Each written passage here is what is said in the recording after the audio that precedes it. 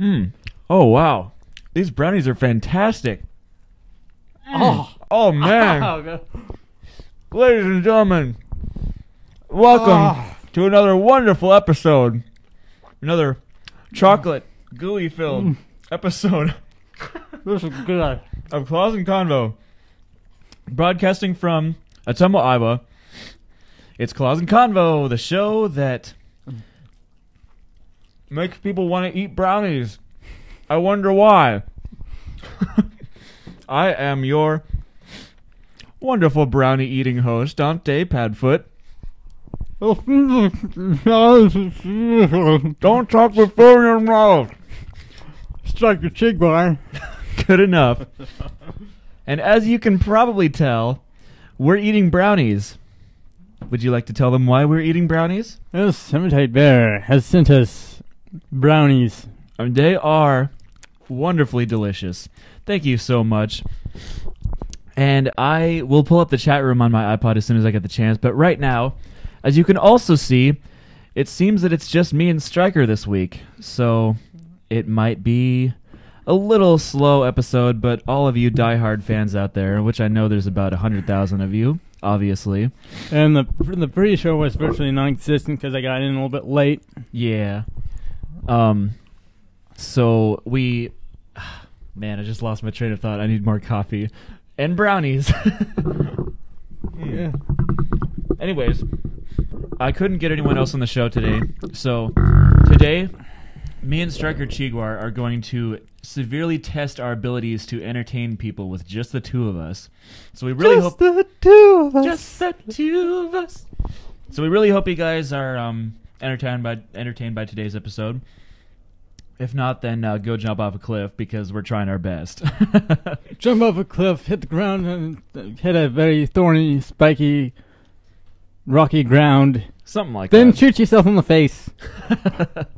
If that didn't kill you. I mean, we do have material for you guys today. In fact, I found some videos, or at least a video that I knew you guys will like, and we got a email from Hematite Bear. And we're going to talk about Bitter Lake a little bit, and we may or may not have to, or at least I may or may not have to leave within the podcast for a few minutes because the owners of my apartment building, which I am currently in right now, are doing some kind of Mediacom service switchover thing. So if they show up at the door, they said it was supposed to be happening today, but so far I have not seen them. So if I have to leave during the show, you'll know why. Because of the people, and I have to let them in, and etc., and I have to help them with this, and show them where everything is, and blah, blah, blah, blah, blah. So, And if that happens, there's a slight chance we might lose the connection. yeah, because they have to mess with the Mediacom thing. They have to During- unplug our shit. Yeah, during the podcast. So if we do have to disconnect, I'll try and warn you guys, but let's hope that it doesn't have to happen, because so far they haven't showed up, and knowing Mediacom, Stryker and I were just discussing this before we went live. Like, we're just like, we both have Mediacom, and we know that Mediacom Has problems. They have problems. They really do. In fact, a couple days ago, my internet was crapping out. I didn't know why. So I tried... DNS error. DNS error. DNS error, yeah. DNS server is not responding. See, I didn't even know it was the DNS at the time. I just basically I was like frantically like, what the heck is going on? See, I actually used that little troubleshooter thing, Mm-hmm. and that's what it told me. Is it a Windows troubleshooter Yeah. thing? That actually does work sometimes. Mhm. I'm surprised Sometimes. how well it works. And oh yeah, I haven't even referenced the fact that I'm wearing a Zorro hat right now. So, you know what?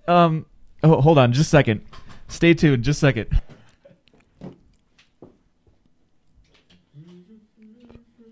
Oh no.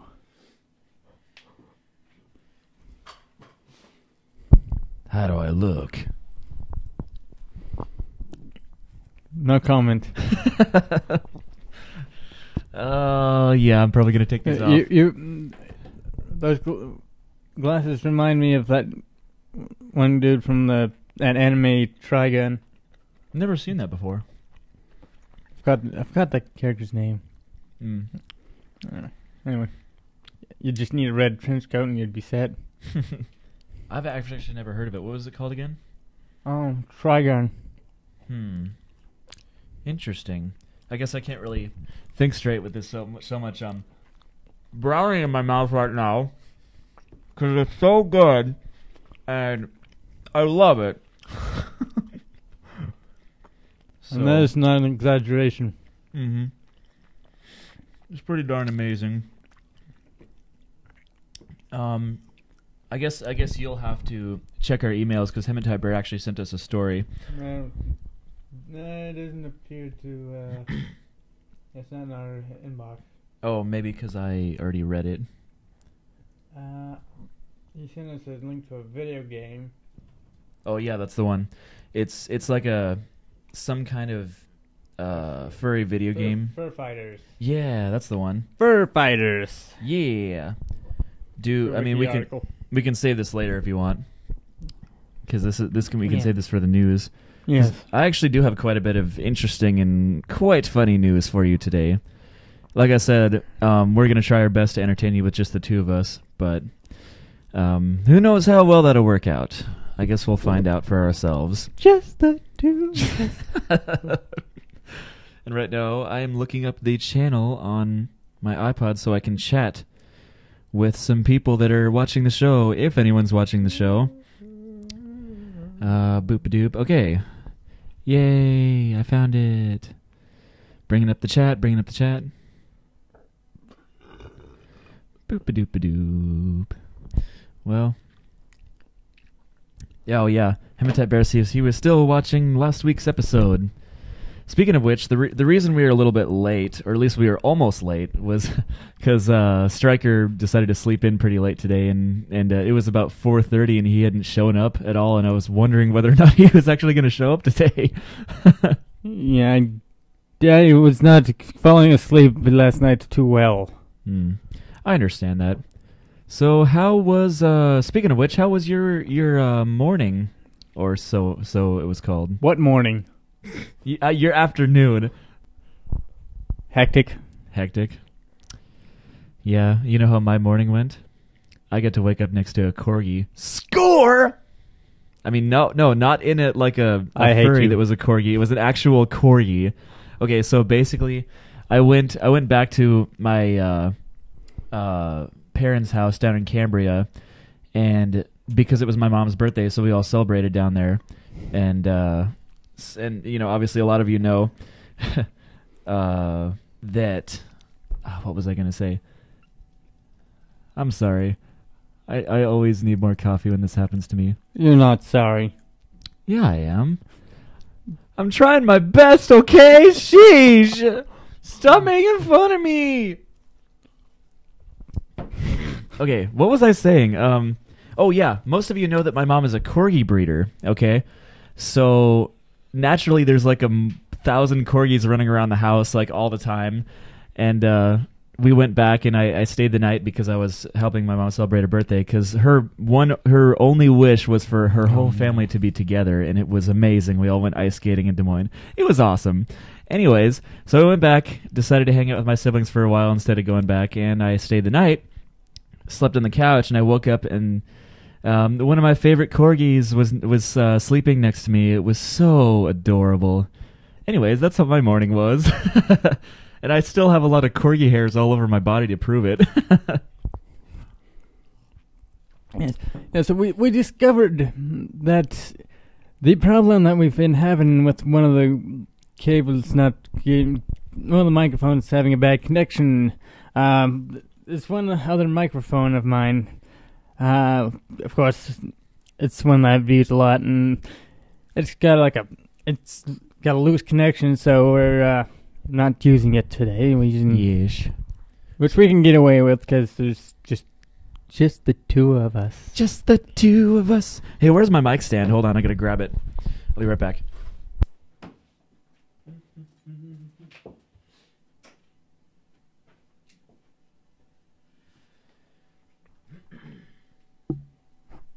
Alrighty, there we go. Does my mic still sound pretty good? It always does. It always does. Yeah. So I'm pulling up some stuff on my iPod here to look at some news articles. We got some pretty awesome news articles, despite there being only the two of us. Just the two of us. We actually got some good news articles for you, and it's gonna be. I think the news articles and the discussion topic we have today is probably gonna save today's episode. That along with my awesome improv and charming skills. Of course. Because Striker Chiguar and I are literally the only consistent hosts on this show. Like, every time I tried so hard to get Trey McIntosh as a regular guest, which he's going to turn into one of the hosts now. And he claims that next week he's going to be able to come on, but who knows when that'll happen, because that's what he said last week. But he really does like being on the show. He's always off on wild adventures. He's always going off on these crazy adventures. Today, he said something. Okay, let me read the text. I was texting him today, and I was asking him, hey, do you want to go host the show with us? And I got to find the text here.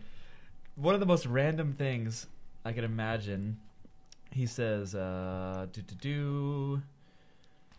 can't because I have a symphony to work.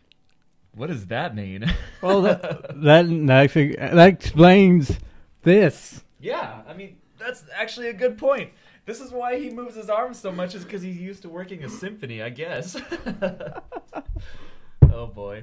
We could spend an entire episode analyzing Trey McIntosh and embarrassing the crap out of him. Poor guy. But we love him to death. Yes. Yeesh. And China Rose can't be here. I'm drinking both coffee and Monster. This is not really very good for you. You know, legends say that if you... It might get dangerous. Yeah, after we're done with the show, you're going to leave because I don't want you to be destructive and destroy stuff. I would recommend making sure you have a clear exit. Because when these things kick in, you know... You do not want to be anywhere near the insane Striker Chiguar. What did I tell you?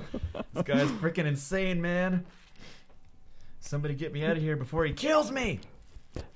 Have I ever told you the definition of insanity? It's doing the same thing, expecting different shit to happen. I've actually heard that before.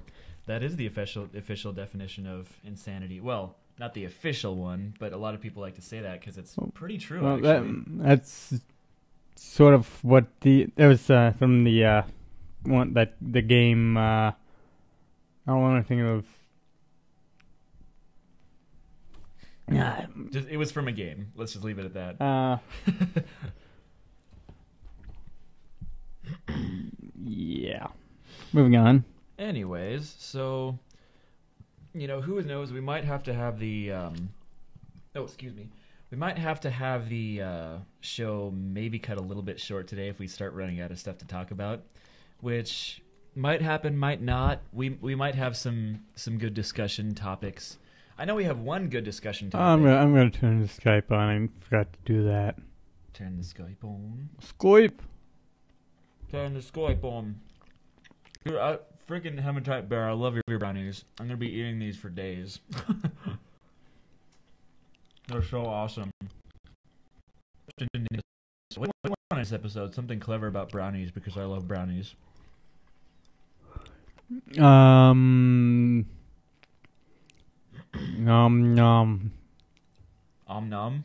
Yes. That's a good episode. That's a good idea. We also have a pretty good video for you guys. We have one that is... let me think. Do you guys remember that video we showed called Room 366? Which was... let's see how many episodes ago was that. Like 5... No, it was like 3 episodes ago. 3 or 4. It was the first one that Trey was on. And we actually have one made by the same guy that's like a Doctor Who parody, which is pretty cool. I saw it a while back, and I actually really enjoyed it. So, boop-a-doop. And we have quite a few hilarious news stories for you today. But we'll get to those later. Right now, we're going to continue our banter segment so we can take up as much time as possible. So... Oh, do we have a contact request? Indeed, we did. Yeah. So the Skype line is active. Yeah. Yeah, usually we'll probably have the Skype line active later in the show, but this time, since there's only the two of us, if you want, you can just call in. Headphones on so I can hear the thing go off.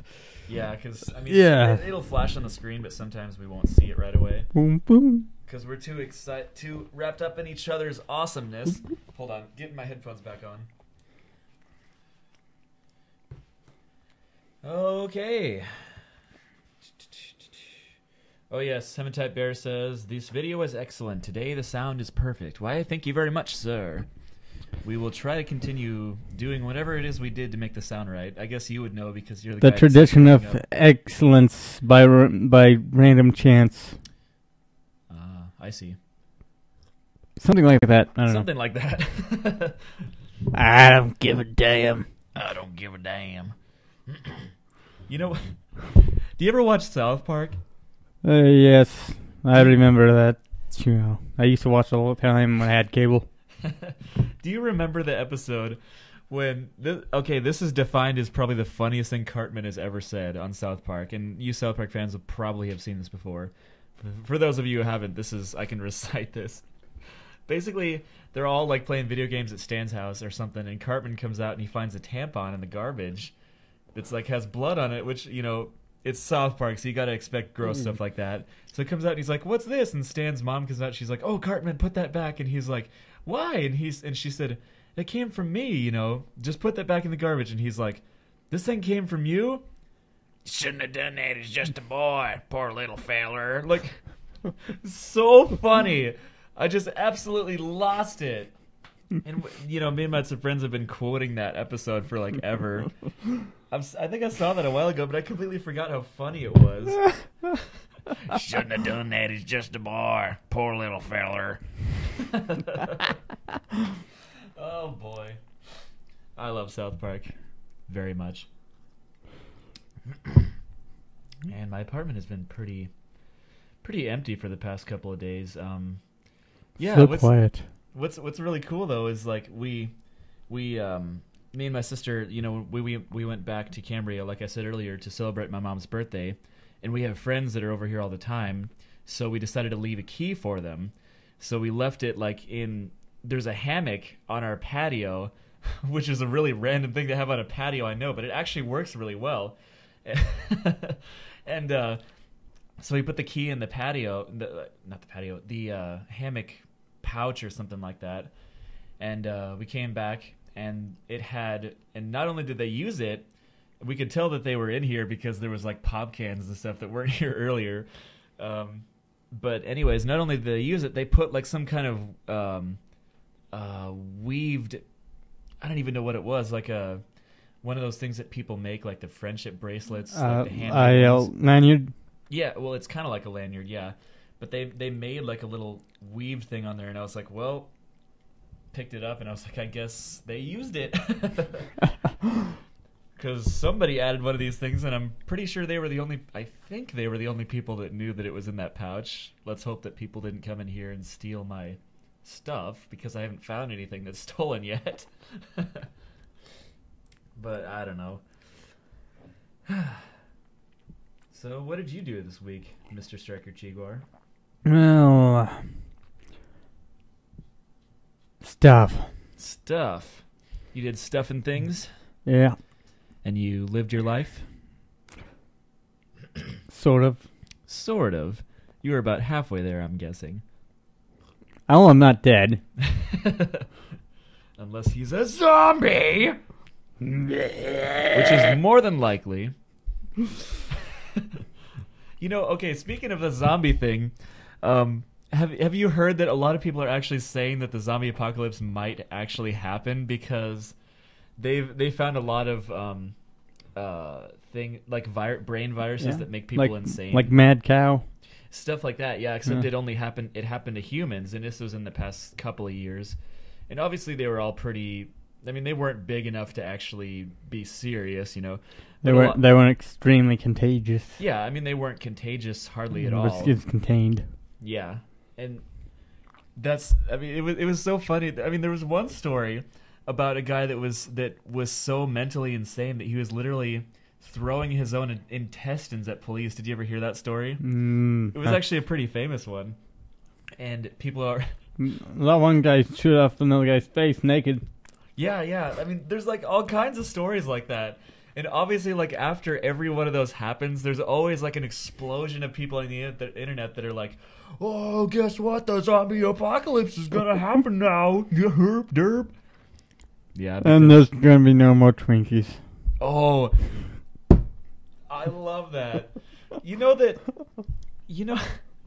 what's really sad, actually? So this is a definition of why America is a retarded country, okay? Because around the same time... That's an understatement, by the way. Oh, yeah, it's an understatement. I mean, obviously, we've seen retarded crap like this, but I'm going to give you a retarded America story right now. So... America! Basically, sometime around the time that the Twinkies went extinct, there was a species of cougar that completely went extinct. It was like the red cougar or something like that. No. Did you ever hear about this? No. I don't remember what it was. It was like a species of cougar that literally just went extinct. Remember hearing about that?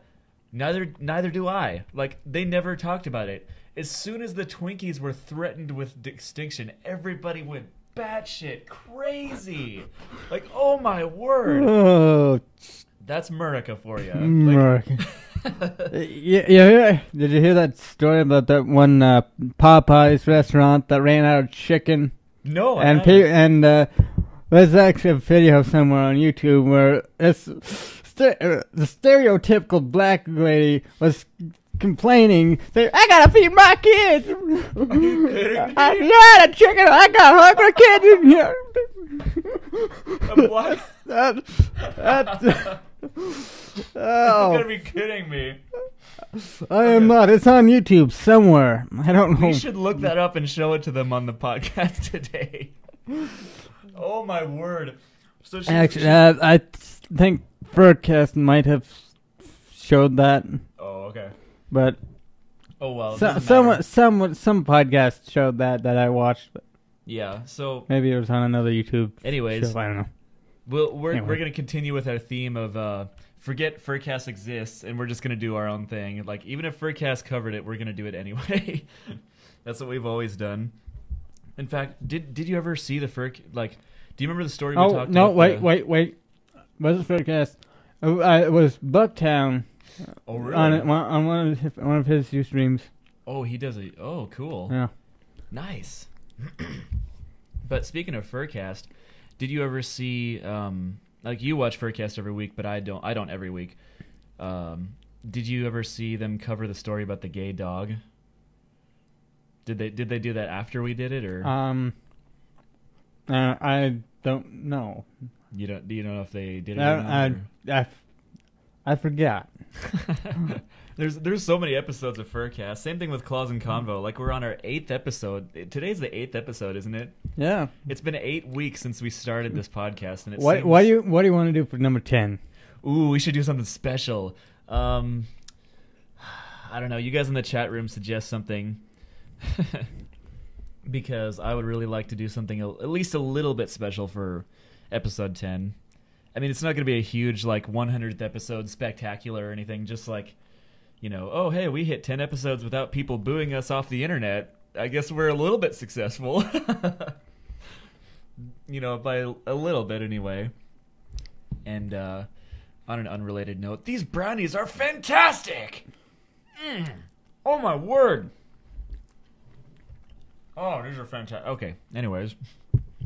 Brownies and coffee. Did you ever think that would be a good combination? I didn't, but they're actually pretty good. Yeah. Better than brownies and Monster. Yeah.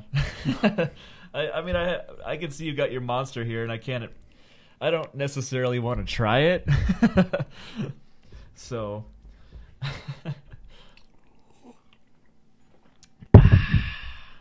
Anyways, so.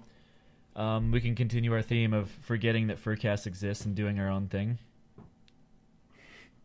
Oh, I see. You're levitating it up, aren't you? Coffee makes you do pretty amazing things. If you drink enough coffee, you can fly. Well, not really, but that's what they tell you. And what they tell you is always correct, right?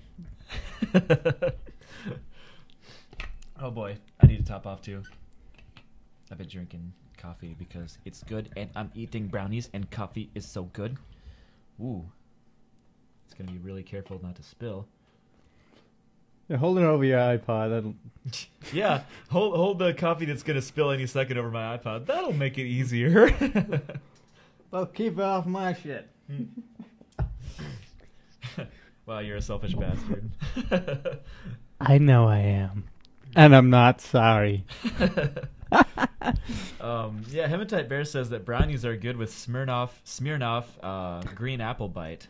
I have never even considered that before. Brownies and alcoholic beverages. For the record, we don't condone alcoholic beverages. That our lawyer required us to say that. That's a lie. The cake is also a lie. So are lawyers. Hey, you know what the difference between a dead dog in the road and a dead lawyer in the road is? A dead dog in the road has skid marks in front of it. I love lawyer jokes.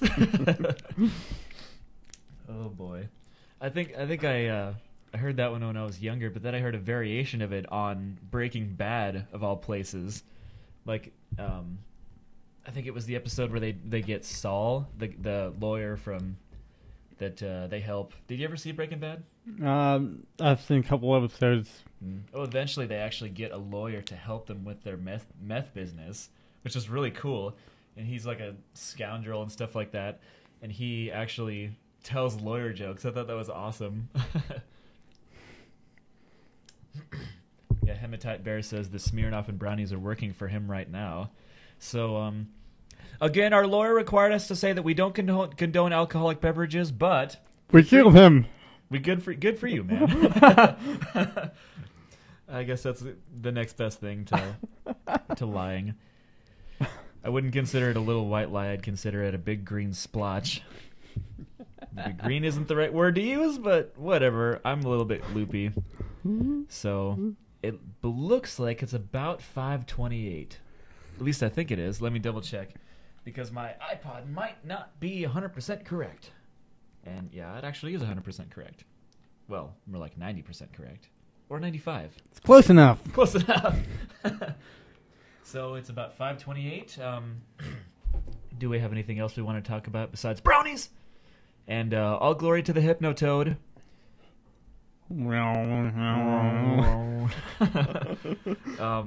Other than that, we can probably just move into news. Yes. Do you want to? Go ahead. Do I have the mouse?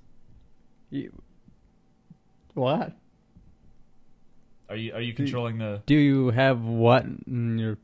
Your word? What? News?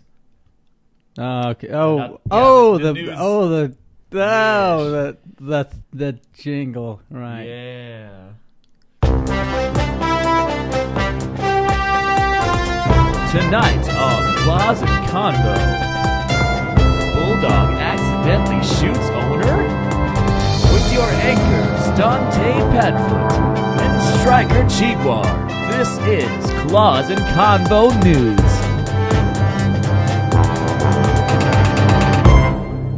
Yeah! I always get pumped every time that music goes down. Like, I never jump right into an article or anything. I always talk about how cool that news intro thingy is. Hence why we're not professional. Yeah. So anyways. Easily amused. Yes, it goes along those lines. So here's a story that might be the highlight of today.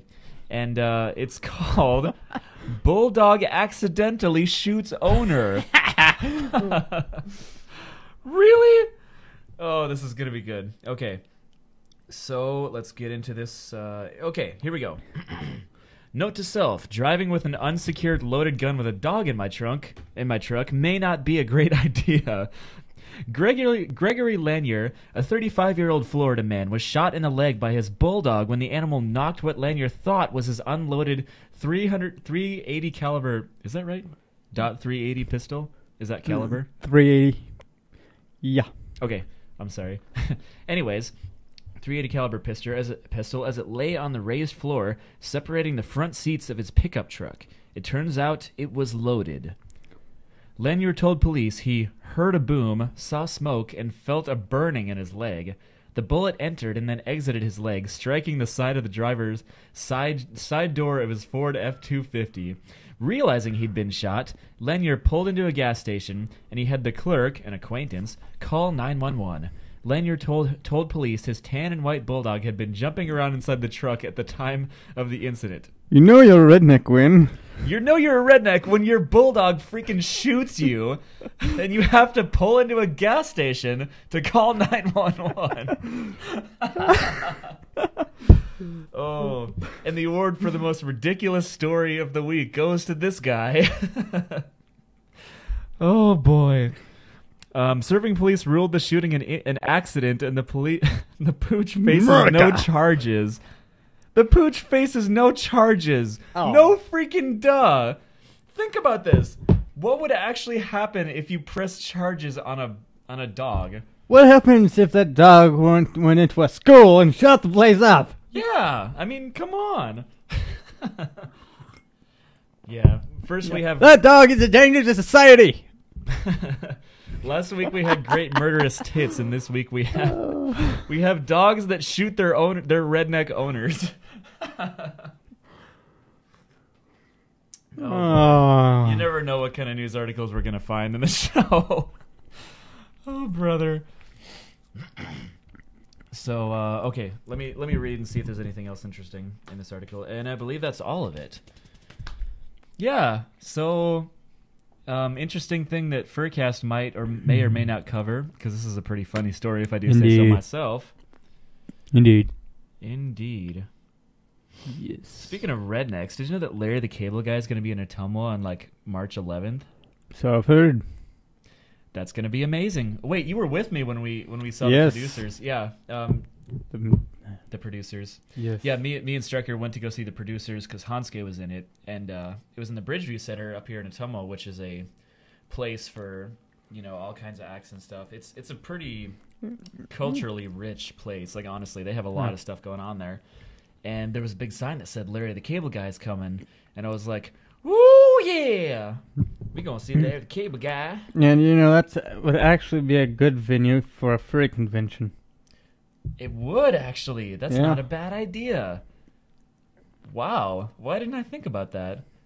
Yeah, I think that was everyone who was having names who was talking about doing that for meet FoxyCon. That was one of the venues that was on the list. Oh, really? That's because I remember her mentioning. Basically, Stryker and I have a friend named Mina Kitsune who is planning to create an Iowa furry convention, which there isn't any yet. It's Mina and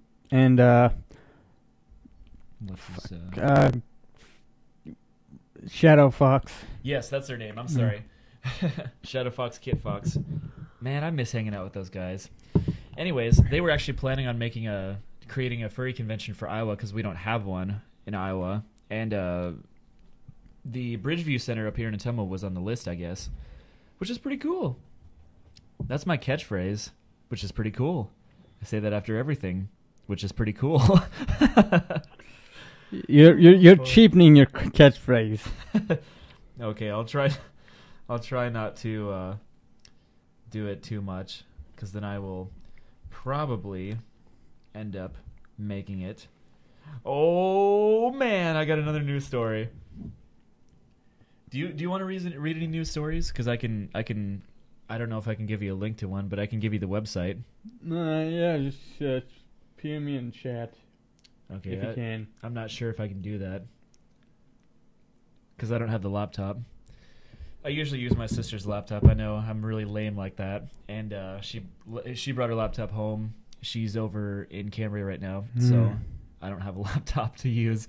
And obviously, as you can see, we don't have anyone else. There's no one else here to steal to steal their laptop. So I guess. Do you want to read about the fur fighters thing since you already got that opened up? Yeah. I'll read that. Yeah. So if this want, this is actually a Wikipedia article here. Oh, I thought it was a WikiFur article. No, Oh. it might be on WikiFur, but Yeah, I don't know. I guess I was under the impression it was WikiFur. Anyway, Hematite Bear linked us this this what's it called? This video game that's supposed to be. I don't really know anything about it. Is it? If you want, I can give you some time to read it because we just opened it up. Fur Fighters is a video game developed by Bizarre Creations and published by Acclaim for the Dreamcast in 2000, then later Microsoft Windows. Alrighty. I got brownie in my throat. So I guess it's not a very new game. If it was done like 13 years ago. The game was designed very much like as a standard third-person shooter, but it's used world populated by cute little animals as its setting. It looks a lot like Animal Crossing, except not quite as crude. Like it. I mean, Animal Crossing is crude in a good way, you know. But this looks pretty good, actually. Yeah. As a result, the game's depiction of violence is very cartoon-like, without losing any of its intensity. Very nice. In 2001, an updated version for the PlayStation 2 was released as Fur Fighters Vigil's Revenge. Yes, that actually looks pretty interesting. If I ever got a Dreamcast, I would definitely get that. And I guess it is on Windows, but I always like to play... It's on iPad, too. Oh, really? And PlayStation 2. Cool. Microsoft Windows, PlayStation 2, iPad... Yeah. And they made it... The iPad version is called Fur Fighters Vigil on Glass. Ah. I see. That looks pretty cool, though. That one sounds like a meth joke. Yeah, because glass is like a slang for meth. I just realized that. Oh boy, the phrase "on glass" immediately means on meth. Oh boy, we're terrible people.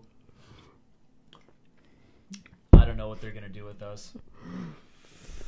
Later I actually have a pretty good discussion topic. Yeah. I have just to give you guys a teaser. Later we're gonna be talking about a thread I found on Fur Affinity or on the Fur Affinity forums. I'm always on the Fur Affinity forums trying to get some kind of new article. What was that? Did you say a threat? A thread. Sorry. Thread. Yeesh. There's a threat on Fur Affinity forums. No, I realized I accidentally said it too quickly. Yeah, because a threat on those forums instantly loses valor. Yeah. People like, oh, you damn furries, I'm gonna kill all of you because you're such perverts and sexual deviants and Banhammer. If there isn't about 1 billion people like that want to get rid of furries because of prejudice, stuff like that. Anyways, so what I was saying was to give you guys a teaser. Later, we're going to be talking about a thread I found on Fur Affinity that someone talks about how the furry fandom is nothing more than a hobby, and that when we quote unquote come out as furry, that we shouldn't be calling it coming out, which I kind of agree with, but we can discuss it later. But basically, it's talking about how a lot of people take it too seriously, which might be a little bit true. We can read it later for you, but currently, I guess we're on news right now, and we're not even in our discussion part of the show yet.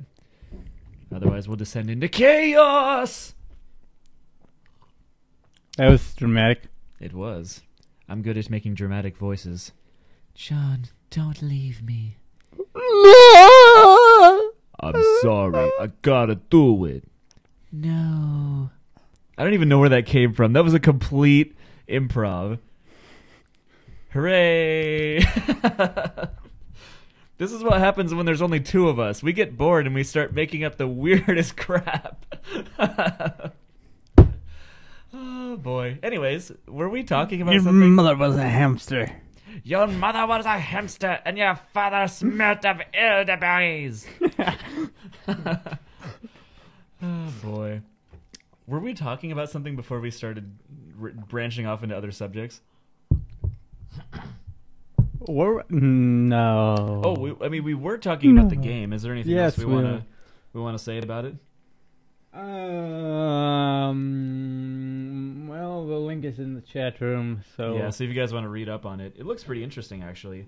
I might try it out because being the cool person that I am, I like to get furry video games. I don't even know where that came from. And speaking of furry video games, I was talking to Hepatite last night on Yahoo, and that's something that he's been bouncing around.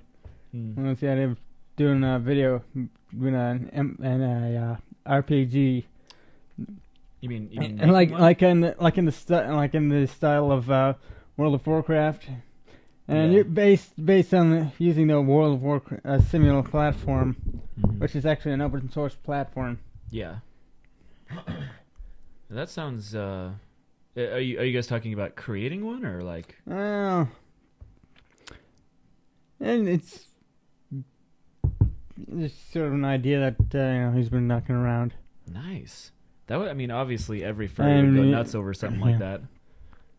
But for now, the closest thing we can get is Second Life, where you can have someone else create your avatar to make it look like a furry. So basically, all the main coding is there. All you need to do is add the story and the characters and some of the artwork and nice. Sound and whatnot. Yeah, and you'll have to have someone like it isn't too hard, but have to find someone who actually understands the coding and knows how to do that coding. That's that's the main thing. Yeah. You can't just like make one of these out of nowhere. Like you said, you have to find people who know how to do this stuff. Writers, voice actors, and artists are very easy to find in the furry fandom. Coders are a little bit harder to find. Yeah. If you need a voice actor, I'm the first guy you call, right? Because I can do any voice acting gig you want. That is absolutely true. We can both be voice actors. It'll be fun. Yes. So, since we're still technically in the news article section of the show, do you want me to read another news article? Yes. Read away. Read away. All right, get ready for this one. Is pollution shrinking otter penises? That's not a typo. We always have to have an article like this. We always. Why? Why do we have to stoop this low? Well, because I don't know. Sex sells. Because we're perverts. Because sex sells. And we're perverts. Because sex sells. That's pretty true. Anyways. Okay. And everyone somehow likes dick. Yeah. Everyone likes dick in some way. Yeah. I can't believe I just said that over the radio. I'm a horrible person. I really hope that none of my close friends are watching because they'll probably disown me for saying that. Whatever.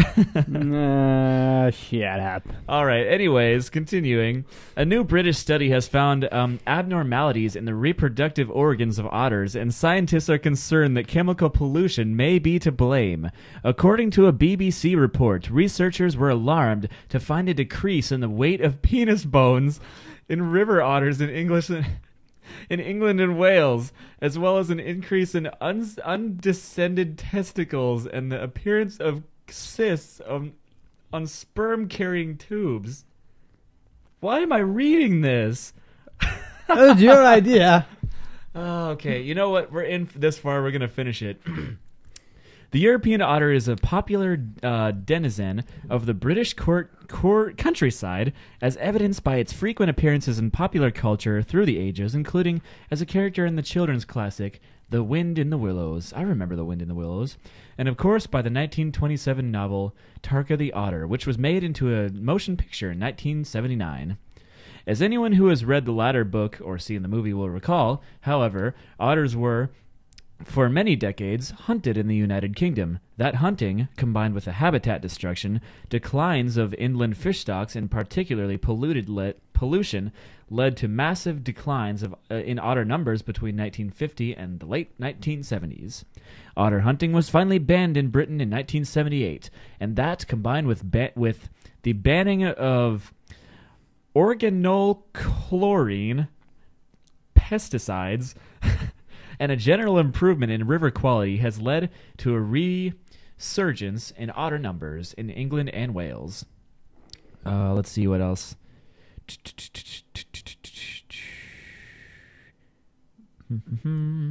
What, no pictures to go with it? Well, there's no picture. No, there's just a picture of an otter. I mean, if you want to, it's a normal picture of an otter. That's all I really want to see. Because, I don't exactly want to see... Are you sure about that? I don't exactly want to see Trey's, special area. Because, after all, Trey is in fact an otter, according to Mr. Hematite Bear. So, that was pretty interesting news article. But I still think my favorite article of the day so far is the dog that shot his owner. So, we can continue on. Vampire bats suck blood of baby penguins. Oh, I don't want to see that.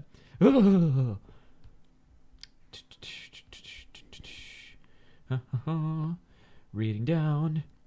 Scrolling down. But the coding is as far as that game is. Hematite says it's mostly copy and paste. Oh yeah. Yeah. What the game that you were talking about? Yeah. Oh yeah. Yeah, I wouldn't doubt that. I mean, that's probably why it didn't get a bunch of recognition. You just need to know where to put it. Yeah. This is the game that Hematite's talking about doing. Oh, the one. Oh. Yeah. Oh, I thought you were okay. Yeah, I thought you were talking about the game that you were mentioning earlier, like Fur Fighters or something. No. So, anyways, I'm real confused. Of course you are. When are you not confused? When is Dante not confused? Never. Wait, okay, let's think about this. When is Dante not confused? You're a fox. I'm a fox. Let's just leave it at that. Foxes are always confused. They're spastic creatures, which I am. So, would you guys like to know? Okay, here's something we could talk about. 20 animals you could eat, but probably won't. This might make some people creeped out, because these are some animals that are edible, but nothing that you probably ever would want to eat. Number 1 is squirrels. I've had squirrel. I was just gonna say that. Like, I've actually gone hunting with my dad, and they're delicious. They are pretty good. We had squirrel soup. Like, that's pretty hillbilly. I had squirrel legs. Nice. Anyway, squirrels are actually not half bad. Fried. So, and then we have lions, which you think they'd be a little bit gamey. Yeah. I mean, people would, like you said, most people would hunt them for game, especially the, lions with the manes, the male lions. But yeah, I mean, I wouldn't doubt that they're edible, Next one is everything with meat on it is edible. Pretty much. Yeah, and next we got scorpions, which I think I knew that those were edible. We got scorpions, and then we got rats. How would you like to eat a rat? Delicious. This is swamp rat stew. This reminds me of something that like a gypsy would eat or something. Just like stuff that's on Shrek's menu. Yeah. Speaking of gypsies, I actually had a friend that I used to work with in at the Sheraton Hy-Vee, which is a grocery store in Iowa, and I had a friend that I worked there with whose dad was a gypsy. Like, he was from Russia, or not Russian, Ukraine. He was a Ukrainian gypsy. Gypsies, that was pretty cool. Tramps, and thieves. I like that song. It's a pretty good song. Okay, next on the list we have jellyfish. Whoa, that's kind of weird. would you kind of squeeze out the jelly and put it on toast? Is that what you would do? SpongeBob moment right there. Yeah, hold on, we can read about this. It says, oh yes, those gelatinous tentacled... They cut off the tentacles and fry the rest of it. Oh, really? Yeah. Okay, I guess you probably know more about it than I do. And I don't know how I know that, but... Yeah, a little piece of random knowledge that Stryker knows. And next we got pigeons, which I kind of knew that, actually. I mean, I knew that they were, for the most part, edible. I mean, they got a little bit of meat on them. I think that's what it mentions in this. It says that, you know, pigeons are... I mean, on each one of these, it has like a little tiny story to go with it. I mean, I guess it's not a story, but it's like a, you know, news article. And I think it says on here that pigeons have a little bit of meat on them, but they're mostly, you know, those hollowed out bones. And next we have roadkill, which Roadkill Cafe, which reminds me of Cletus from The Simpsons. Did you ever watch much of The Simpsons? Yes. There was one scene where Homer like is driving on the road. I don't remember the scene specifically. Somebody can correct me. Don't quote me because it's probably really untrue. But the only part I remember is I think it was Homer that was on the side of the road and he saw roadkill, and Cletus picks it up with a shovel and he's like, "I seen it first," and shovels it back into his truck. And there's like a huge pile of roadkill, and he's like, "Kids, we're gonna feast tonight! Yay!" Roadkill Cafe, you kill him, we'll grill him. Anyways, considering that it's not completely rotten, you know, obviously rotten meat is not good for you, but if it's freshly dead, you know, which is kind of a pretty obvious thing, you can eat it. Let's read this here. It says, last week, the Montana House of Representatives passed the bill that would allow motorists to eat game animals, fur-bearing animals, migratory game birds, and upland game birds that have been killed by a car. So now we are legally allowed to eat roadkill.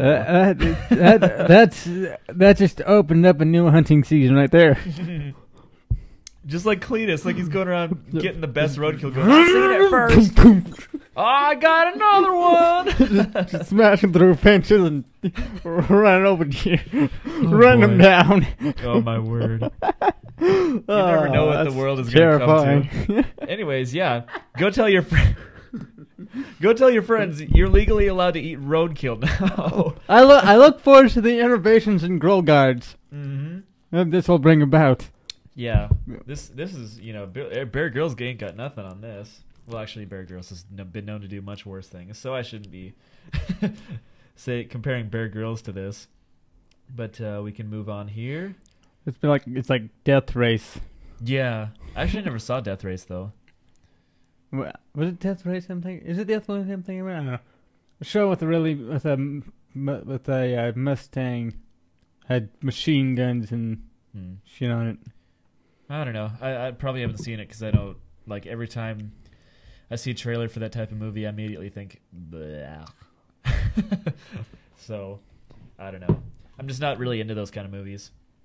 So, next on the list, we have Opossum, which I knew that one. It's pretty self-explanatory. If they don't, if they don't play dead and then come alive in your cooking pot or whatever you're going to cook them in. So, next on the list, we have Cats, which was popularized by Chinese restaurants. No, I'm just kidding. Of course it was. One time, I was just having this conversation with my dad. I think yesterday when I was hanging out with my family, we were just having, fun conversations because I get along with my family really well. My dad and I were talking about Chinese restaurants that may or may not have actually, we were talking about, I think we were in Des Moines and we passed an Oriental food store and we were talking about how gross it is in there and like it smells really bad, but the food is good. And he said, and I was mentioning, the funny picture about the sign that says, it's like a sign in front of a Chinese restaurant that says that, and I quote, "No, we no see cat of yours. No more ask, please." Thought that was it's an old picture, but it's still funny. It's quite funny. That they have good sense. Good sense humor. Yes, they have good sense humor. Anyways, moving on. Like we were talking about that, and then my dad said he saw a picture of It was an Oriental food store right next to a veterinary clinic, and I was like, well, I guess we know what they do with their dead. Oh, that's so horrible. You guys need to come here and slap me because I'm obviously off the hook tonight. Woo! I'm off the hook! So, yeah, anyways, cats are everywhere. Just look on YouTube. Seriously. They really are everywhere. By some estimates, there are about 500 million domestic cats worldwide. And that's pretty accurate, sounds pretty accurate because a lot of times, okay, here's a little bit of advice for you. Never ever pay for a cat unless it's like a rare breed or something like that. If it's like exotic or something. But if it's a normal house cat, never pay for it because you can literally go into Craigslist in any city you can name and somebody will always be giving out free cats because there are so many and nobody wants them. Well, some people want them, but people don't want so many cats. They don't want to take care of all of them or else they'll become a crazy cat lady, And then you'll be like the crazy cat lady on The Simpsons, which we've referenced like 4 times tonight.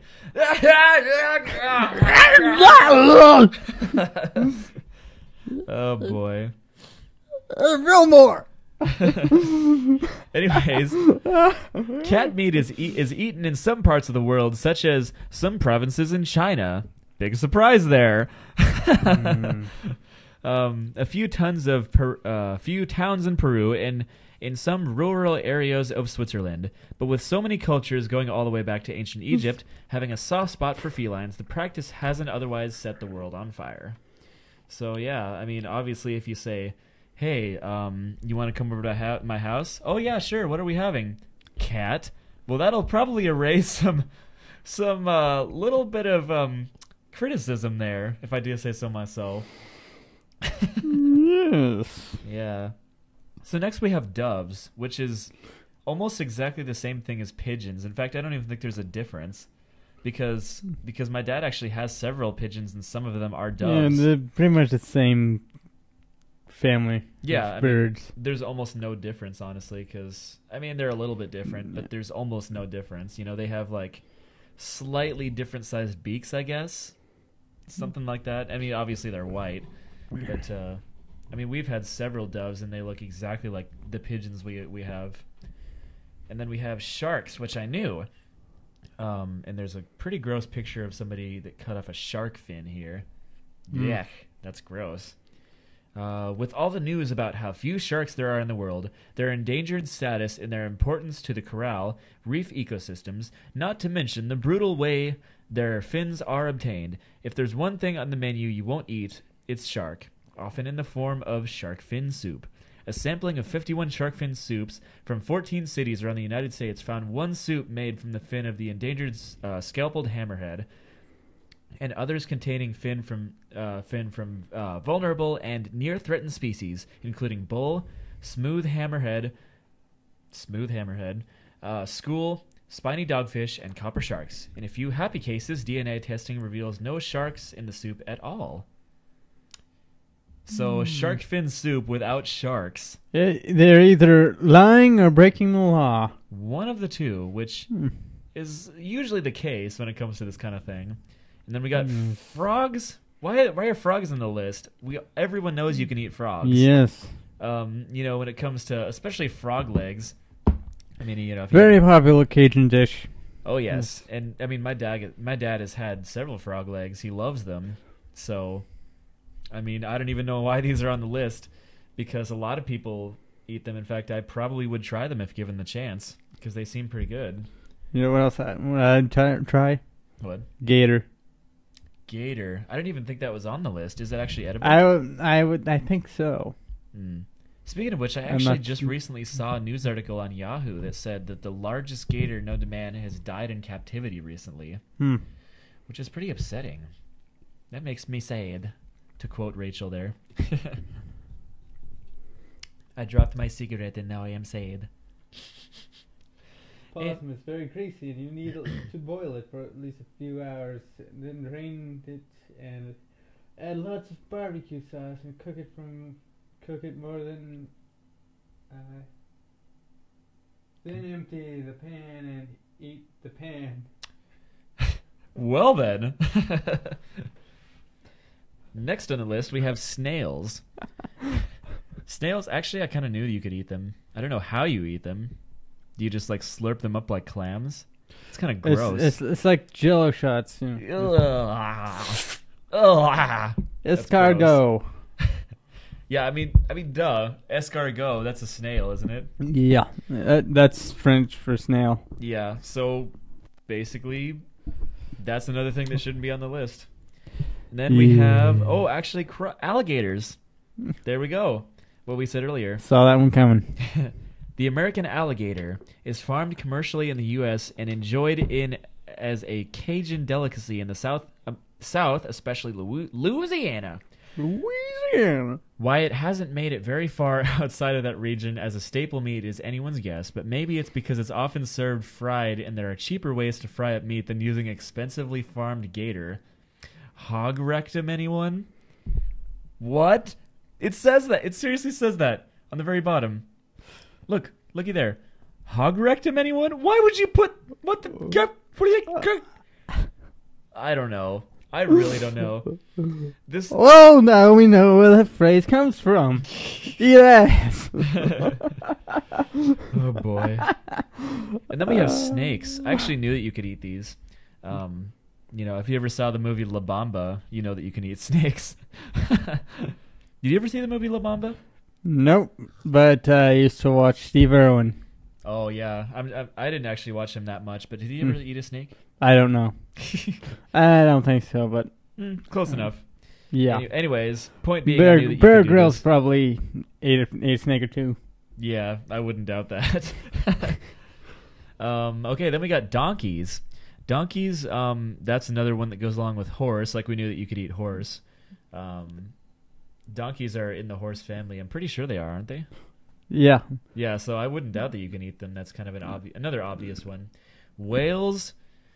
Who put this on the list? Like, there's a lot of stuff that are really obvious you can eat. Yeah. Like, people have stories about how you can get a whale and feed your entire village for like a year. So, anyways. Humans are edible. Yes, actually. And some cannibal tribes in Africa actually said that humans actually taste a little like pork. Really? Yeah. That's a little bit creepy. Yes, it is. I don't ever want to find out for myself. White meat. White meat. Unless you eat Trey, then it's dark meat. Ha! Racist joke. Well, he's white meat too. Oh, yeah, actually, because good point. Cannibal tribes in Africa are in Africa, so obviously... Oh, yeah. You could assume it's white meat too. Yeah, that is a good point. Anyways, next we got dog, which I knew you could eat dogs. The dark white meat. The dark white meat. It's like right in between. Oh boy, I'm glad Trey isn't watching this right now, or at least I'm pretty sure he's not. Talking about how we can eat Trey. We've officially synced to the all-time low on this show. Welcome to Claus and Convo, where we talk about eating our friends. Oh boy. Brains! Not in that way. In the way that we actually kill him and eat him. Why am I continuing this? Let's move on. Dogs. I knew that you could eat dogs. Let's continue on. Peter, you can eat foxes. You can eat cheetahs too. Yeah, most animals you can eat. Let's just leave it at that. Yeah, so that sums up the whole article right there. But animals are tasty. It's worth mentioning though. Cockroaches. Would you ever want to eat a cockroach? I don't think so. I'd never want to eat a cockroach. I didn't even think. I've heard that a little bit dry. Yeah. I would actually. My brother ate a grasshopper one time. He actually. We were just like hanging out. And how was it? He said it tasted like chicken, but I don't know. Everything tastes like chicken. So. I don't know. I guess that makes sense because, like I said, my brother's eating a grasshopper, and he said there was a little bit of meat on him. He found out that you could eat one, and he actually killed one, cooked it over a fire, and ate the meat part. He said it wasn't half bad. So, anyways, next on the list, which is the final one, which is a big surprise, humans, which you've said earlier. and we've already said this before. If we're to believe the cliche, human flesh should taste like chicken.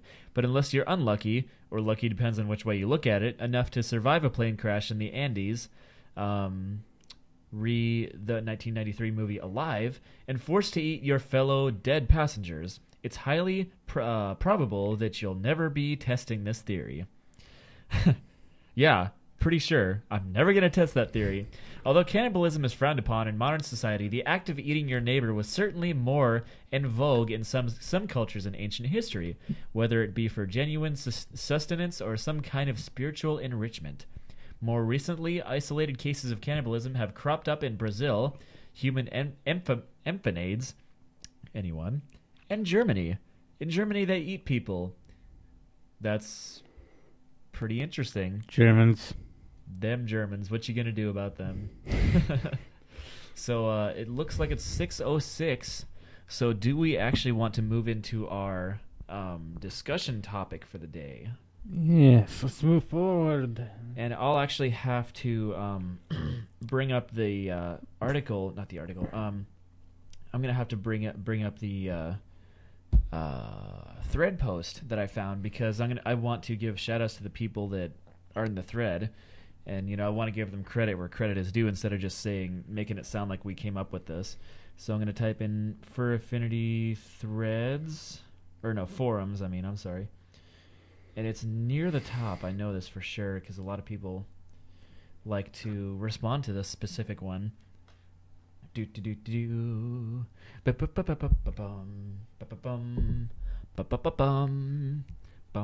on with it! Okay, I'm sorry. Sheesh. Okay. We're going into general furry fandom discussion. I have to bring it up here. Still taking forever. Oh, excuse me. Boop, boop, boop, boop, boop. Boop, boop, boop. Okay, here we go. This is one posted. Hold on. I got to bring up the name here.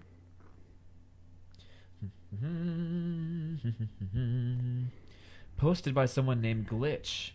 And he says, "For the sake of our sanity, you don't have to come out as furry." And this, I actually read this entire thread before I decided to do this. And this is kind of funny. He's like, "If I see another one of those damn threads, no matter how you cut it, the furry fandom is a hobby. Do you see anime fans have to come out in their family? No. So stop treating the fact that you like fur like it's some part of your genetics. Kind of like that funny thing called homosexuality.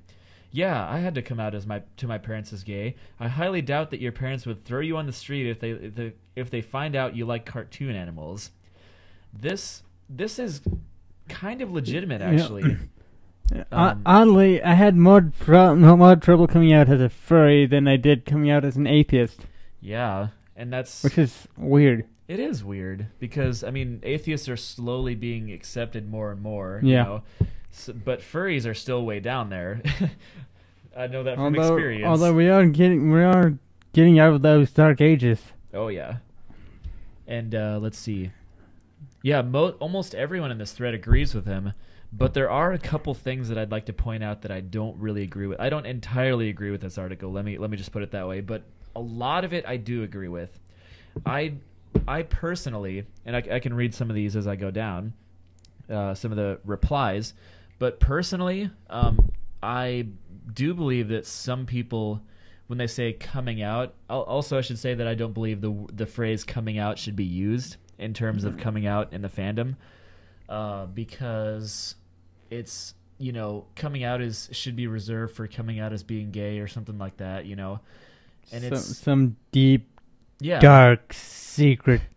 Yeah, and furry, that's not to say that furry is not a deep, dark secret. It was my deep, dark secret before I decided to tell everyone, but I don't define it as coming out. I define it as telling everybody about it, and that's what a lot of people say in this thread too. But what was your experiences with coming out as a furry? There I go. What was your experiences with telling everybody that you're a furry? Well, first of all, I never really came out, as it were. I just never kept it just never really a big secret. Yeah. But I guess someone on my dad's work said something, and it's just kind of snowballed from there. Oh, I see. So, yeah.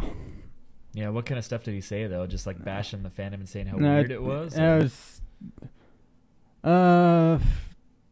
the worst... It was this coworker apparently understood it as the worst possible stereotype. I see. Essentially.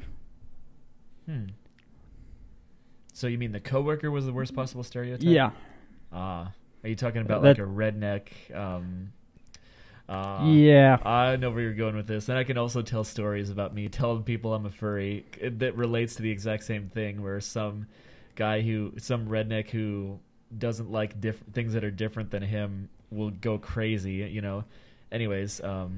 And to put things into perspective, my dad believes everything that Fox News says. Oh. So yeah. See, okay. That's yeah. See that took a while to fix. I can imagine.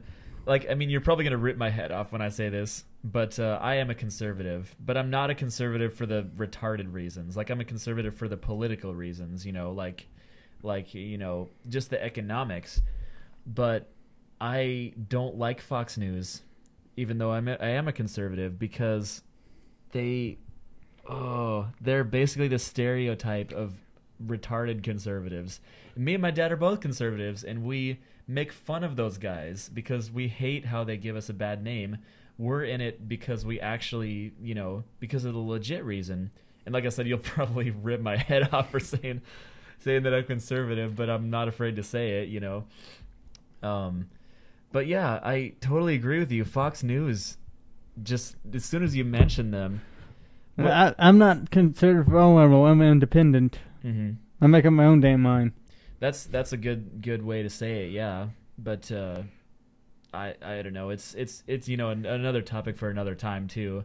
But I also consider myself a little bit more toward the independent side than conservative. But I you know, vote conservative.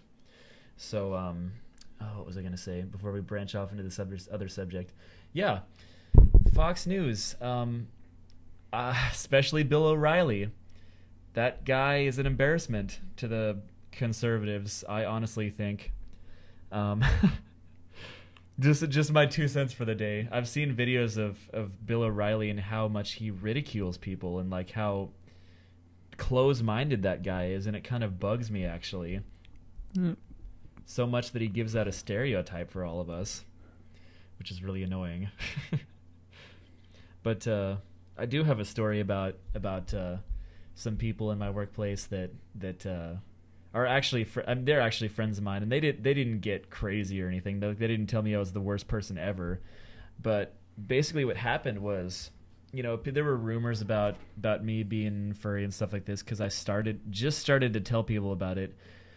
And then I went to Midwest Fur Fest 2010 or something. I don't remember when it was. I've been a furry for a long time, but I just recently started telling people about it. And like I said, I didn't define it as coming out because I didn't define it as a sexuality. It's not anything like that. It's just like I said, it's like a lifestyle and a, you know, something that's a huge part of your life. So I decided, I was like, you know what, I can't really hide it anymore. I'm gonna start telling people and screw what they think. So the first thing I did was went to a convention, and my parents found out I was a furry because I had to tell them, you know, I had to tell them at some point, and they actually thought, they were like, this is basically what they said. They were like, you know what, I don't really understand it, but if you like it, if you think it's great, then I will be with you on this. So this is why my parents are awesome. Like, even something they don't understand and they think is weird, I mean, now they understand it a little bit more because they've known about it for like 3 years now or something like that. But in the beginning, they didn't know much about it, and they kind of just said, we don't know what it is, but we're going to be behind you because we love you and you're our son and we trust your judgment, which is awesome. Anyways, so as soon as I got back from Midwest Fur Fest, I came back, and there's a lot of people in my workplace that are like like I said before, the redneck stereotype that anything that's different than what they're used to, they immediately bash. So I immediately started getting a lot of criticism, which isn't a huge deal. I mean, like I said, they didn't threaten to kill me or anything. We're the terrorist, boy. And yeah, they kind of sounded like that. But they were like, I had the one friend, one of my closest friends at Hy-Vee said, it's the same thing my parents said. He's like, I don't understand it. I think it's weird, but I care about you and I back you up and I trust your judgment. Literally everyone else would never let me hear the end of it, and it took like a 3-year process for them to finally stop talking about it, and it was worth it. Anyways, we trailed off into another subject for about 10 minutes. We can continue down here. One of the replies to this, you don't have to come out as being furry, posted by someone named B.I.R. Burr. I don't know how to pronounce that, so I'm sorry if I'm pronouncing it wrong. Someone says, Burr says, you never know. There are probably a select few who honestly think that it's important that everyone know what their hobbies are. Also, there are probably a select few who delve further into the furry than most others would. Not telling your parents, sure, who cares if they know? However, I find it very important that my boyfriend knows. There's a difference. Well said, but it does not apply to everyone. That's very true. And this guy is, I think it's a guy, I can't tell, I'm sorry, is the voice of reason in this thread, because you know, people generally are saying, they're literally saying in this thread that it is literally nothing more than a hobby, and that it's just people that like to draw animals and stuff. Yeah. And you know, they consider Therianism, like, you know, the spirit of the animals and stuff like that, to be different from the furry fandom, which is also a legitimate thing, which I can't disagree with, because that's pretty true, because Therianism was around before furry was. But as we go down, Wolf Runner 7 says, this thread owns. Even neurotic and emo as I can be, I have to agree to an extent. On the other hand, consider that some make a display with the hopes of of social acceptance, because let's face it, society has some pretty screwed up expectations. That's pretty true. And then as we go down, Randy Darkshade says, the only reason some people would think it's important about who they are those who seek attention, or are lifestylers. Lifestyling is not what furry is about, but lifestyling is an aspect of the fandom. Lifestyling is just one. And yes, part he of the did fandom. just come out as a conservative. Yes, well, on the show I did. Did somebody say coming out as a conservative? Very nice. That's pretty true. Lifestyling is just one part of the fandom, just like stories, porn, fursuiting conventions, etc., etc. They're all just sections within the fandom. There are only a few occasions when someone may need to tell someone about furriness. If they are under 18 and wish to go to a convention, or if they are in a relationship, it is only fair to tell your partner about your hobbies. But there is still no need at all to come out as being furry. I hate it when people use that term, because it makes the fandom sound like it is a sexual preference or fetish, which it is not. I would have less of a problem with lifestylers, otherkins, etc., all those who are deeper into furry, if they actually told people not everyone in the fandom is like them when they will tell people about their interests. That's pretty true. But, you know, like I said, I kind of disagree with the original post that said... For some people, it might be a sexual thing. Yeah. I have met people that it is a sexual thing. Yes. So for I guess we can define coming out as having a different sexuality, which it's hard to decide if, you know, attraction to anthropomorphic animals is another sexual. But you know, the thing is, you know, no other type of hobby has kind of had the criticism that the furry fandom's had. That's also true. Yeah, that's another proof that the fandom is. I believe it's more than a hobby, because it's. I mean, for me, it's a huge part of my life, and you know, if I wasn't a furry, I mean, I guess I would be fine if I wasn't a furry, because I still have, like, 90% of my friends are not furry, so I'd be okay in the social aspect. But I would not be as happy of a person if I wasn't furry, because, I mean, we've said this before, but the furry fandom, when it's analyzed, or at least I've tried to analyze it the best I possibly can, but it's basically a big family of people. It's not a hobby, it's a family. That's what we can say.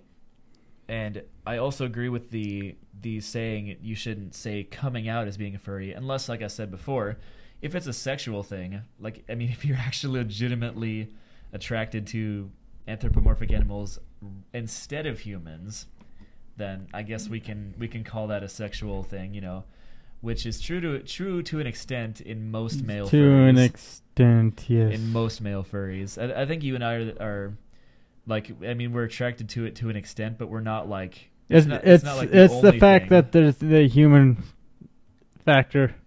Yeah, that's what I was gonna say. Where if you're not attracted to humans but only anthropomorphic animals, then we could define that as a zoophilia. thing. Yeah, I guess we could. But that's hard to define because most people that are attracted to anthropomorphic animals are not attracted to feral animals, you know, like the quadrupedal. Is that the word? I think quadrupeds. Yeah, I think we might be looking a little too deep into this. We really. might be. We're trying to dissect something that's just. Well, this is what we do. We're going into a train wreck.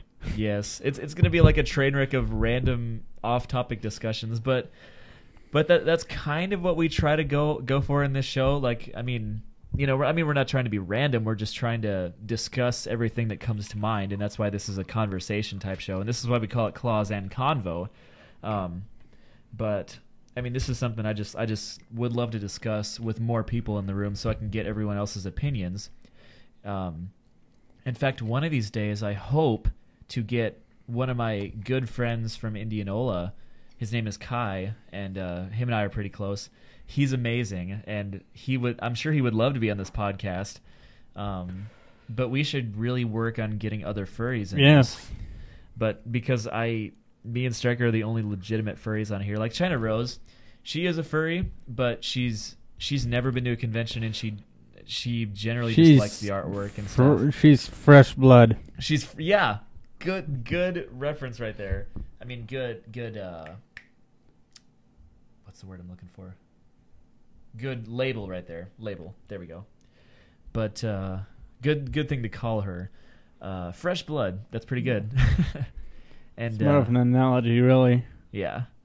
But analogy. That's the word I was looking for too. But yeah, she's fresh blood, and she doesn't really know much about the fandom. So it's really up to me and Stryker to analyze this stuff, because we're the only guys that can actually back up make arguments about stuff like this. Because like if Trey were here, the only thing Trey would be able to do is talk about it through a human's perspective, which is not much other than just it's weird. Right. You know, the human's perspective is it's weird. That's that's all it is. But yeah, I mean, this is something I'd just like to analyze with more furries. We could probably discuss this and the previous topics, like would you become an anthropomorphic animal permanently if you had the choice? We could discuss those later sometime in the show, if we ever do get more furries on here. But for the time being, it'll just have to be us, and we can analyze these little type situation thingies. And but yeah, I mean, what are your opinions about you know, this whole thing, like whether it should be called coming out as being a furry? Well, I don't really care what it's called. True. No, I mean, if you're comfortable keeping it a secret, then, you know, just don't tell anyone if that's what you're comfortable with. But if you want to go and if you want to say it, then, you know, might as well just say it to everyone, you know. Yeah. That's pretty true. You're not going to keep it. If you're going to keep it secret, keep it. Yeah, and it not also blurted it. The thread also says what you just said, you know, that if it works for you to keep it secret, then, you know, by Talos Almighty, keep it secret, because I always say that. By Talos Almighty, keep it secret, because it's not something everyone needs to know, but which I kind of disagree with, because a lot of people will say, oh, there's people. There's actually someone impersonating exactly what I would say, which is really annoying, because they're basically taking the words right out of my mouth when it comes to this. And here's the final post by Burr, the person that's mostly on our side of the argument. He or she says, "So y'all are just angry that people use the words 'come out,' right? I can understand that. It really isn't a sexuality or huge thing to have such a title, kind of like feline, in which there are many, many types. You just have to specify. Understandable. But there are people who feel a need to express their lifestyle. If they do have a furry lifestyle, now a furry lifestyle doesn't mean just browsing thousands of anthro drawings every day or having 10 tails, but something much more, like the Cat Man or Serpent Man, in which, yes, they absolutely feel the need to come out because it is all they base their lives on, which is fine. If they don't come out and they say they're a furry or explain it to someone, everyone but the people involved with the furry fandom would be confused as to why they are changing their humanly figures to something more animalistic. In fact, most people just might think they're goths or punks or something, and not even think twice that they're trying to be more like their personas, which would have been my argument, So the person who already explained this, I agree.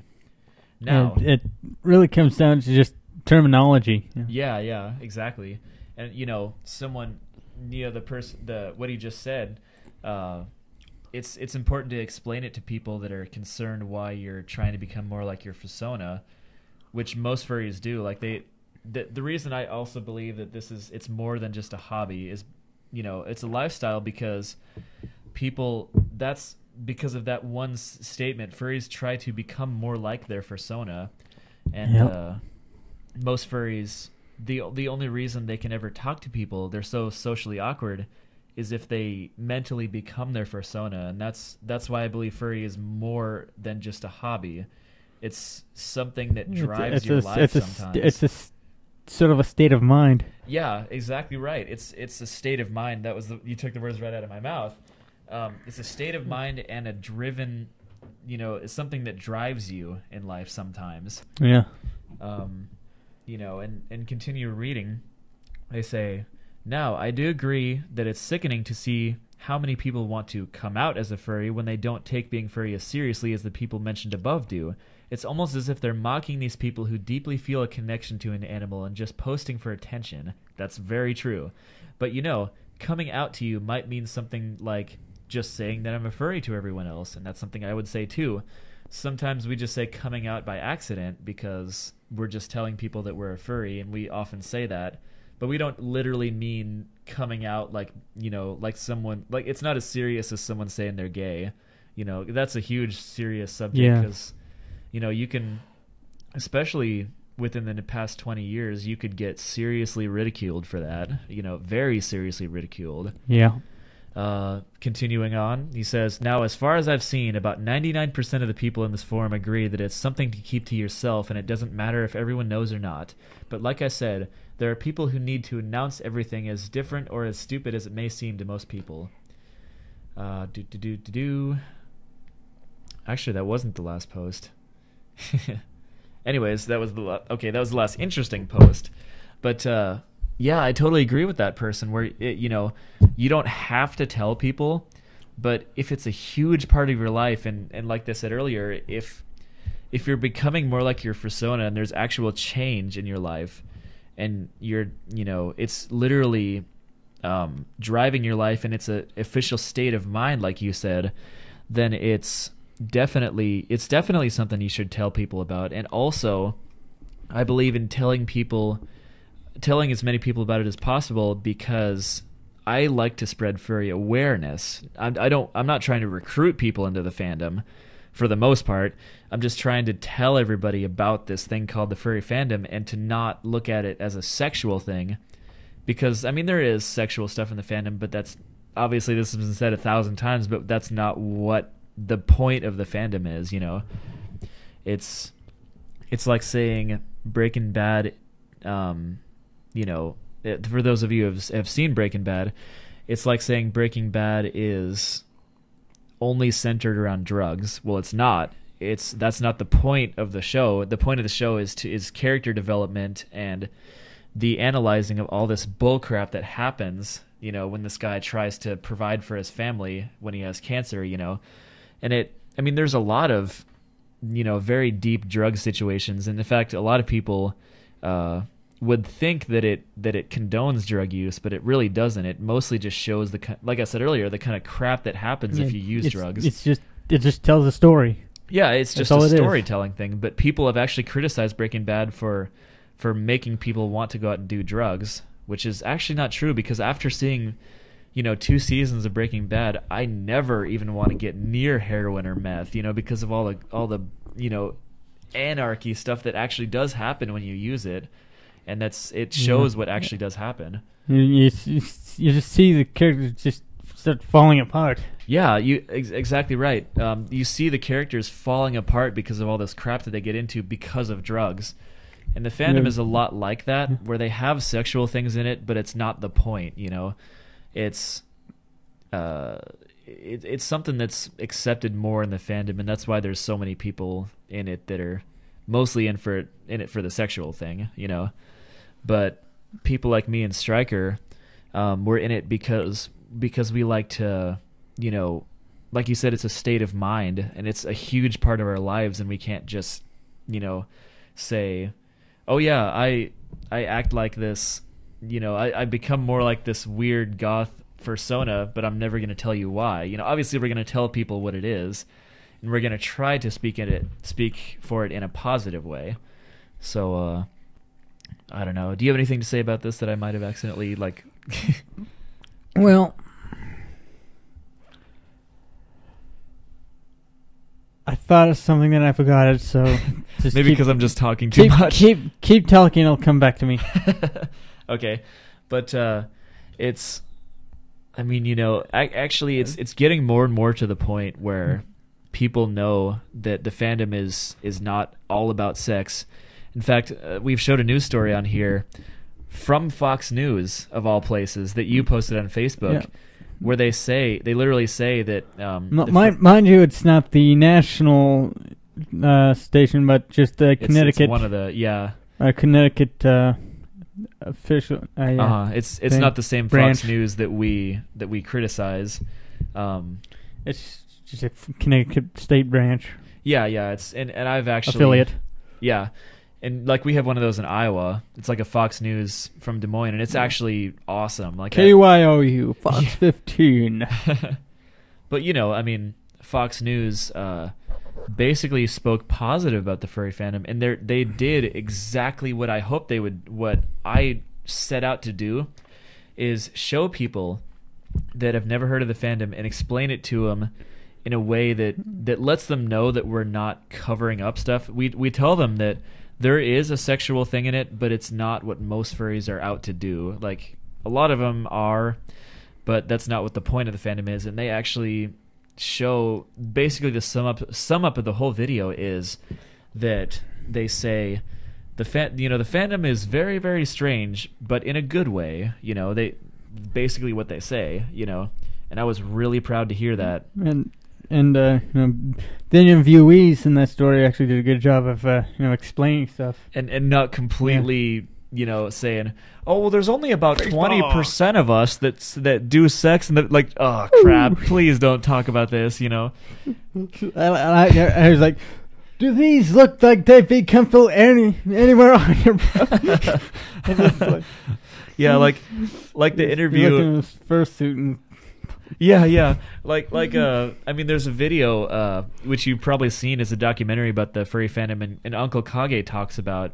I think it was Furries an Inside Look, you know, and they had an interview with Uncle Kage, who's a pretty popular figure in the fandom, and he said no matter how many people at a convention do not want anything to do with the sexual aspect of the fandom, a good reporter will always find that 1 or 2 person who will speak openly about it on camera, and then they immediately are stereotyped and think that Uncle Frank. He's the guy at the family reunion that only goes because he's family, and he kind of just sits in the corner. He sits in the corner, and you can't tell him not to come because he's family, but just stay away from him. Just don't let the kids go near anywhere near Uncle Frank. Don't let the kids go near Uncle Frank. And I mean, this is obviously, most of you seeing this have probably thought about this 100 times, but this is what has been said 100,000 times in the fandom, that there's Uncle Franks. The aspect of Uncle Frank is not a new thing, and but it's always worth mentioning, and man, we really trailed off far from coming out as being furry. But close enough. Yeah, I guess this is the week when Friday Night Tech comes on at 7, so we do have to end at 7. And this time, we Striker and I usually hang out here for a while, but this time I can't because I have to go back to Cambria. So no Planetside 2 today. No Planetside 2. God damn it. Sad face. I'm sorry. But at least we came and delivered a good, halfway decent show for the people that watch. So, also, something we should mention is, I just got your Facebook message about the moving to Bloomfield. Yeah. Striker's basically moving to a place that's about 20 or 30 miles from Atomo here, called Bloomfield, where he's most likely going to set up a permanent studio there, so he doesn't have to... If I can find a house that I can afford. Oh, yeah. I mean, if you can find a house or apartment that you can afford and possibly find a roommate, Yes, I probably won't be able to afford it without a roommate. Oh, yeah. So... Yeah, and I don't know if you read what I said, on there yet. I got it on my phone, but it wasn't a complete whole thing. So. Basically, I said it. I mean, obviously, I can't do it, but if I ever found someone that needed a roommate, I would point them to you. But I'm totally for the idea of setting up a permanent studio, because then we wouldn't have to, like we did just now, frantically take 20 minutes to set up an entire studio that usually takes us an hour. So, and it'll be better lighting, permanent lighting, and we'll probably invest in a better PC that will be more capable of playing videos and stuff. Which, by the way, we actually do have a video that we forgot to show, but we can show that right before the show has ended, because we're kind of in deep discussion right now, aren't we? Yes. We're in such deep discussion that my eyeballs feel like they're bloodshot. Actually, no, that's a lie. I just got high before the show. That's also a lie. But was that a lie? You'll never know. I'm crazy! So, yep. Yeah. But basically, I think that sums up the discussion where what's going on? Oh, Claus and Convo makes Hematite want heroin after. Yeah, like going off what we said before about Breaking Bad, making people want to do drugs. Claus and Convo officially wants to make you do heroin. That's right, kiddies. We don't condone alcohol usage, but we condone heroin. So go out there, find yourself a dealer, and get high. Oh boy, you never know what we'll say. Anyways, for those of you who probably I don't even know. This was a kind of slow episode until we got to the discussion later.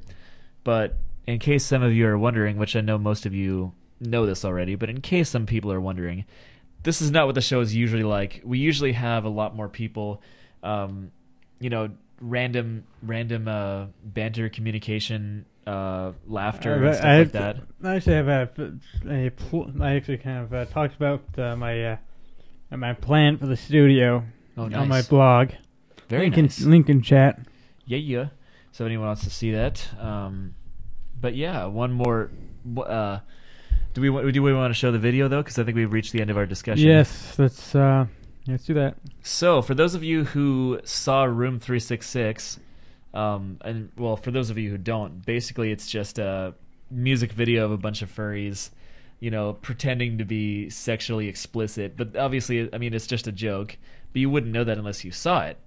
But this is a video made by the same guy called Dr. Woof and Room 366. And for those of you Doctor Who fans out there, this will be pretty interesting to you. And this was at Eurofurence 2011, I think. You can go ahead and play it if you want. And I hope that our... I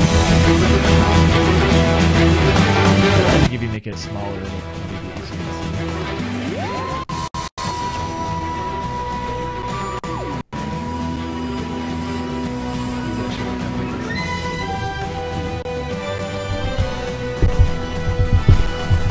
Made by Easy Wolf, the same guy that did, Room 366 episode. Damn it, YouTube. Oh, damn it, YouTube. That should...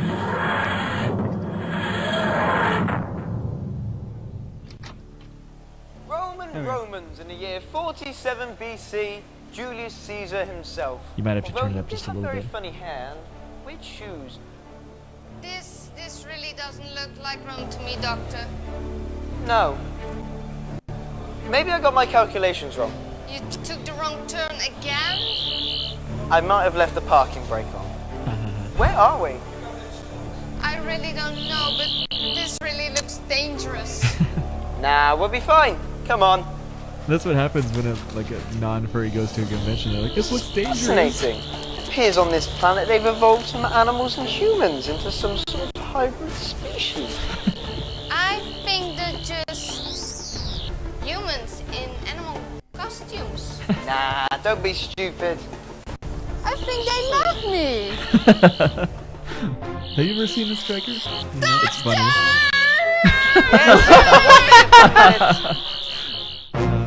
Oh boy, here we go. This is the best part. They basically carried her off to Room 366.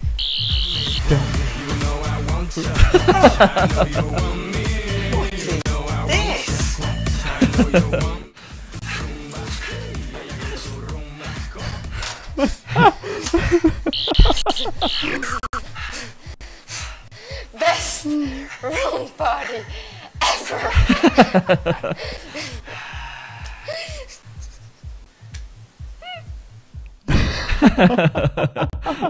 That was absolutely amazing. Can we go again next year? Why wait? Man, I wish I could do that. Like right after we get off of the MFF, we're like, man, I wish we could just skip to next year. Well, it looks like we got a TARDIS. We can go ahead and do it. Anything's possible when you're the Doctor. Anyways, I love that video. I saw that actually a while back. Like right after I saw the Room 366. That was made pretty quick. That was showed at Eurofurence 2011, I think, which I already mentioned. Yeah. But I love that video. That was so funny. Like the guy actually did a pretty decent job at being David Tennant, Yeah. Which, I mean, it's not easy to find someone who's just like David Tennant unless you're my brother Wesley, who's actually a pretty good David Tennant impersonator. He looks a lot like him too. But yeah, I mean, I really like that video. That one, it's really only funny if you get the if you see in Room 366, which I know most of you probably have. So it goes without saying, and I love when he walks up to the line in the suit, the fursuiter, and he's like, it appears they've evolved into some kind of human animal hybrid, and there's the furries that are like, cuddling with the companion in the back, and she's like, no, I think they're just people in animal costumes, and I think they like me. They're really friendly. Which is funny because that's what they actually do. Like they're just really friendly. Like they're not trying to be sexual deviants. They're just trying to have a good time, and whichever way that may be. But yeah, I mean, if you go to a convention, most fursuiters are like that. They're just really nice. They like to cuddle. They like to hug. And it's in an innocent way. It's not a sexual way. They just like to be friendly. I like that video. It was great. So I think we should. And there's always that one room. I love when they get out of the room and they're like, best room party ever.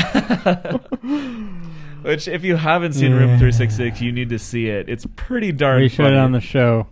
But bear in Pretty mind funny. that it's a joke. Like, don't ever consider it serious because It's the internet. it's the internet, and they did it. They made it as a joke. It wasn't supposed to be serious. It was like parodying MTV videos, and since there's no explanation at the beginning of the video, it's if nobody explains it to you, it looks like they're just like, oh, it's just furries doing a sexual thing like they always do, you know.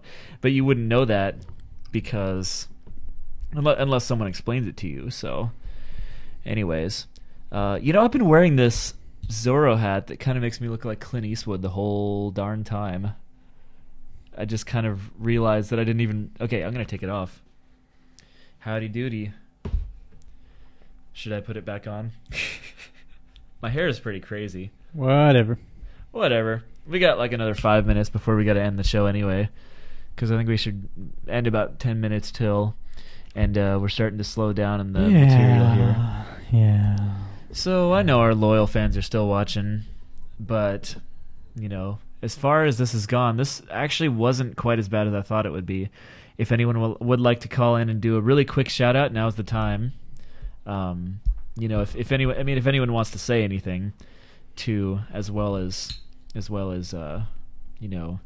because now is your time, and Time is nigh. Time is nigh. We almost got Willie Felderman on the show this time, which, like I said last time, he's a great. He would have made a great host because I've had so many discussions with him, and like him and Trey are like, if those two were on this show, it would be the greatest episode ever. I promise you. Next week we're gonna try to get them both on here, but who knows what's gonna happen. And basically we've established our somewhat okay ability to make a decently entertaining show with just the two of us. So like I said before, it wasn't as entertaining as when Liam Wolf was on here or when there was more people. Well, we tried our best. So, and if you guys liked it, then I guess we demonstrated it very well. And like I said, next week we can try to get Trey on here.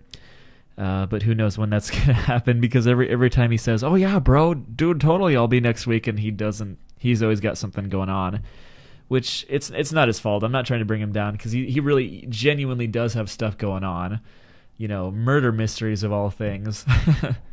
So, do you want to flash the contact info and stuff real quick? Yeah. If you want to add us on Skype really quick, because we got another couple of minutes, you can add us right there, Claus and Convo, and you can either give a shout out, or you can just mention something, or if you'd like to hear your beautiful voice on the radio, we'd love to hear you. But make sure to keep it brief because we're going to end pretty soon. So if you just want to say hi, that's totally fine. We can just do it real quick. Or basically my point is, like, don't try and avoid starting another huge controversial subject because we have to end before Friday Night Tech comes on, and it's So, anyways, thank you for joining us. I'll give you guys like another 60 seconds to call in if you really want to. Dun dun dun dun dun dun dun. Da da dum da dum da da dum da dum dum. Anyways, if you would like to hear your topics and or questions on the show, feel free to email us at strikepod.studios@gmail.com. We'd love to hear from you. And I guess we should probably wrap up the show. So you're ready to start playing some outro music? Yes. Sounds like we are. Thank you guys so much for watching, and hopefully we'll have the next show a little bit more entertaining than this one, and we'll get into deeper discussion about our subjects. But for now, we thank you all so very much for joining us in Claus and Convo. And feel free to email us, strikepod.studios@gmail.com, as always. And as I say at the end of every episode, death to tyrants. Thank you for watching. I have been your wonderful host, Dante Padfoot. And I have been Striker Chihuahua. Yes, indeed. Thanks for watching. Yep. We'll see you later. One more time. Death to tyrants. Death to the infidels. Close enough. See you later. Dante out. Bye.